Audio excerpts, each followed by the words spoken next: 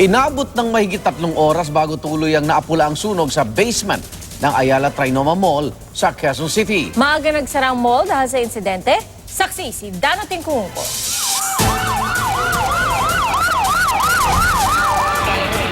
Humigit kumulang 3 milyong piso ang napinsala sa Ayala Trinoma Mall sa loob lang ng mahigit 3 oras na sunog. Sumiklob yan mag-aalas 3 ng hapon sa imbakan ng appliance sa North Wing ng mall. Sa tindi ng usok, hindi ito kinaya ng mga bumbero kahit may dalang oxygen mask.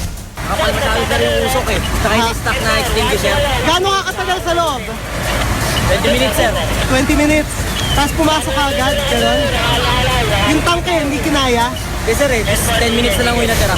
Hindi pa natin nakikita yung kung saan yung nagsisimula yung sunog. So, yun ang ginagawa ng ating mga bumbero ngayon. Medyo naubusan lang tayo ng breathing apparatus kaya medyo natatagalan tayo. Pinalabas sa mga empleyado ng Landmark Department Store na halos katabi lang ng warehouse. Napuno ng mga tao ang bangketa sa bahagi ng EDSA North Avenue, gayon din ang footbridge sa MRT North Avenue Station. Bumigat ang daloy ng trapiko sa lugar. Ayon sa pamunuan ng Trinoma, in-evacuate hindi lang ang Landmark kundi pati North Avenue wing ng mall. Nakikipagtulungan daw sila sa pamunuan ng Landmark para masigurong ligtas ang lahat.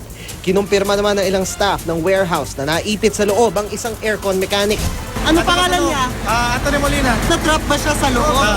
Paano daw siya na-trap sa loob? Hindi na makalabas. Ano na yung usok eh. Pumasok na bigla yung usok tapos hindi na siya makalabas. Pasado alas 5 ng hapon, ligtas na nailabas si Anthony Molina. Ako si Dano Tingkungko, ang inyong saksi.